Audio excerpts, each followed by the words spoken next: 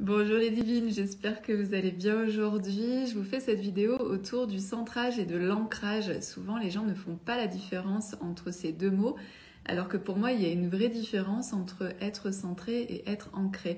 Bien sûr ça va ensemble, c'est des choses qu'il faut activer ensemble à mon avis, mais ça se passe pas au même niveau et donc c'est important en fait de pouvoir le faire en conscience.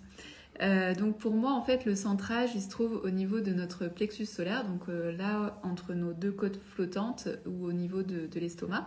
Ici c'est notre donc centrage, c'est-à-dire c'est qui je suis dans le monde, c'est quelle est ma place, comment je me positionne.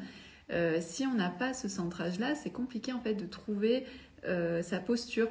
C'est ce que les gens par exemple peuvent vivre en disant je suis dans un groupe et j'arrive pas à trouver ma place, ou je suis dans mon couple et j'arrive pas à trouver ma place. Ici en fait on n'est pas centré, on n'est pas en lien avec nous-mêmes, avec qui nous sommes dans notre couple, qui nous sommes dans le groupe, qui nous sommes dans le monde et qu'est-ce que nous apportons. Donc ça c'est le centrage. Il y a plusieurs œufs bien sûr qui peuvent vous aider, comme l'hématoïde jaune, le quartz hématoïde jaune que vous pouvez retrouver sur la boutique, mais il y a également par exemple la septaria qui elle en plus va pouvoir travailler aussi sur l'ancrage qu'on va voir juste après. Donc la septaria sauvage ou par exemple l'opale verte de Madagascar qui a un côté vert mais aussi qui tend souvent vers le jaune comme vous pouvez voir là ici. Donc ces trois œufs, donc quartz hématoïde jaune, la septaria sauvage ou l'opale verte de Madagascar, c'est vraiment des œufs qui peuvent vous aider à vous centrer et à revenir à vous et à vous dire quelle est ma place dans le monde, où est-ce que je me situe, comment je me positionne. Ensuite vous avez l'ancrage. L'ancrage c'est beaucoup plus au niveau de votre bassin et aussi au niveau des pieds.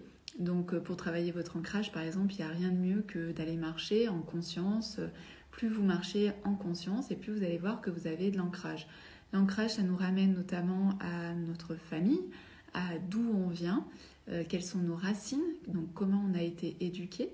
Et notre bassin c'est plus quelle est ma puissance en fait, coucou, comment je m'ancre.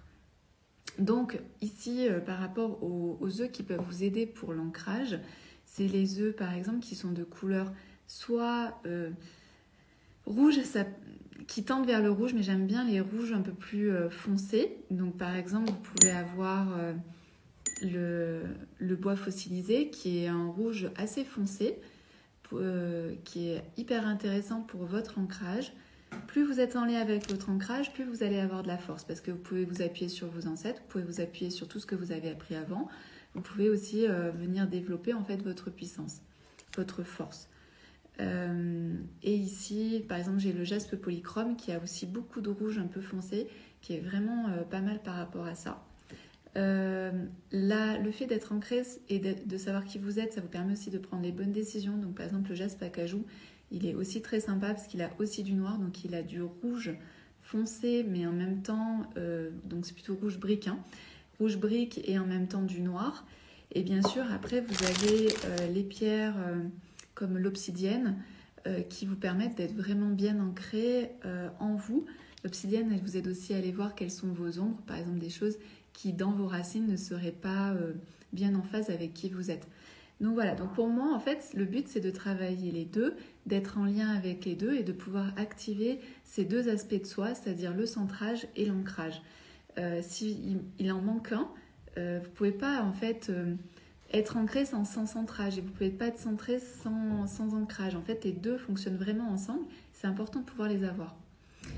Peut-on le garder toute la journée en place? On l'enlève pour aller au petit coin.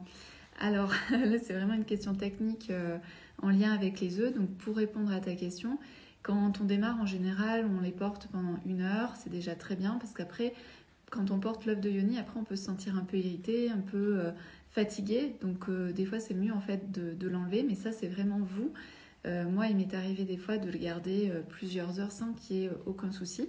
Mais c'est vraiment de pouvoir vous écouter, d'être en lien avec qui vous êtes. Mais au début, quand on commence les œufs de yoni, notre périnée est souvent pas assez tonique, donc ça fait beaucoup travailler et on peut être irritable ou être fatigué parce qu'on a trop porté.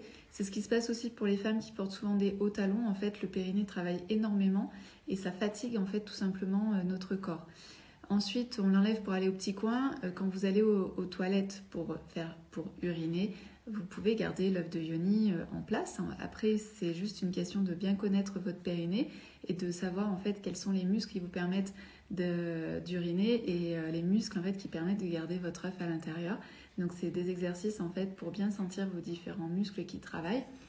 Et puis quand vous allez par contre à la selle, vous allez voir que automatiquement l'œuf sort en fait, même si vous connaissez bien vos muscles du périnée, l'œuf de yoni va sortir.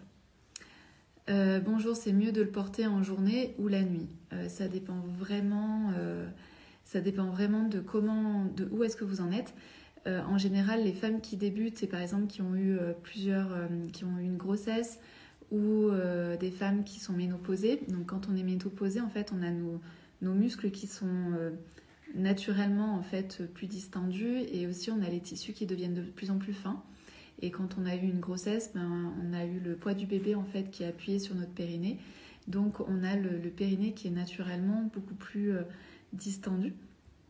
Donc quand on commence les œufs de yoni, il est possible, même quand vous prenez un moyen, vous voyez les moyens en fait ils sont pas très gros, ils sont pas très lourds. Donc même quand vous commencez avec un moyen, il est possible que l'œuf redescende tout seul parce que le périnée ne peut pas tenir en fait même un œuf moyen.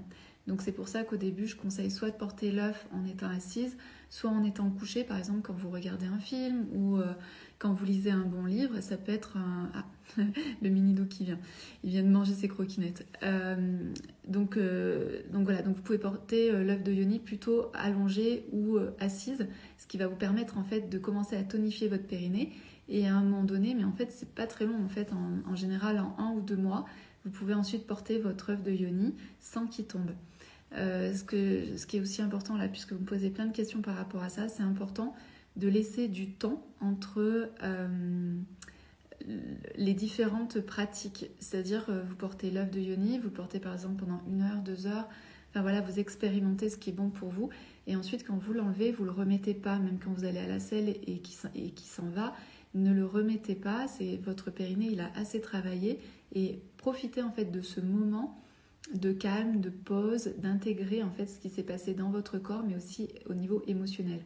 Moi, c'est ce que je dis toujours, c'est plutôt après une pratique que j'ai senti les meilleurs moments en fait, où il y a eu vraiment des vraies transformations chez moi.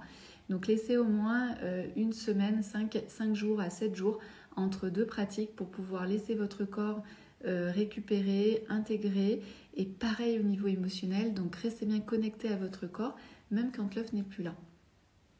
Voilà ce que je vous conseille, de ne pas faire une... le but, c'est pas d'avoir un périnée en béton, hein, ça serait contre-productif. Le but, c'est d'avoir un périnée qui soit tonique, qui soit vivant, que vous connaissiez aussi vos différents muscles, etc. Mais surtout pas que votre périnée devienne dur comme du béton, ça serait vraiment contre-productif. Donc soyez toujours à l'écoute de votre corps. Respectez votre corps, respectez votre rythme, sentez quand vous avez envie d'avoir un œuf, sentez quand vous n'en avez pas envie, et c'est vrai qu'il peut y avoir un risque en fait de devenir addict en fait à l'œuf de yoni, parce que ça permet de se sentir vraiment en confiance, ça permet de ressentir des choses qu'on n'a pas l'habitude de ressentir, mais ici c'est aussi un outil d'apprentissage, c'est-à-dire que tout ce que vous apprenez avec l'œuf de yoni, vous êtes capable ensuite de le reproduire sans l'œuf de yoni. Donc si l'œuf de yoni vous donne une très grande confiance en vous, sachez sentir en fait ce qui vous fait sentir confiance en vous, pour qu'ensuite vous puissiez avoir cette confiance en vous même sans l'œuf. Donc voilà ce que je voulais vous dire. En tout cas, mon sujet de départ était la différence entre être centré et être ancré, que les deux fonctionnent ensemble, et que pour ça en fait il y a différents exercices, il y a différents œufs qui vous permettent soit d'être centré, soit d'être ancré, et ensuite de pouvoir relier ces deux sensations-là. Voilà pour tout ça, merci pour vos questions. Si vous pensez que cette vidéo peut être intéressante pour les autres femmes que vous connaissez, n'hésitez pas à partager cette vidéo. Et puis aussi, j'en profite pour vous dire que dimanche soir, on se retrouve pour une vente live. Donc je vais mettre des liens un peu partout parce que ce ne sera pas sur Instagram, ce sera en webinaire. Donc il faut vous inscrire au webinaire pour que vous ayez accès. Donc je vais mettre des liens un peu partout que vous pourrez retrouver. Et n'hésitez pas aussi à transmettre ce lien aux femmes qui sont intéressées par la lithothérapie, par le féminin sacré, par des femmes qui sont en ce moment en train de passer peut-être des périodes un peu compliquées ou des périodes de chaos. Voilà, vraiment profitez de ce live, parce que dans ce live, oui, je vais vous présenter des beautés, des œufs de toute beauté, et en même temps, je vais aussi parler de la pratique des œufs d'Ioni, mais aussi du féminin sacré. Donc voilà, j'espère que cette vidéo vous a plu. N'hésitez pas à commenter, à liker, à partager cette vidéo, ce compte. J'ai le soleil qui est en train de se lever, ça a tout changé, et donc je suis à contre-jour. En tout cas, voilà, ce qui est cool, c'est que j'ai pu montrer les œufs au bon moment, et j'espère que vous les avez bien vus. Je vous souhaite une belle journée.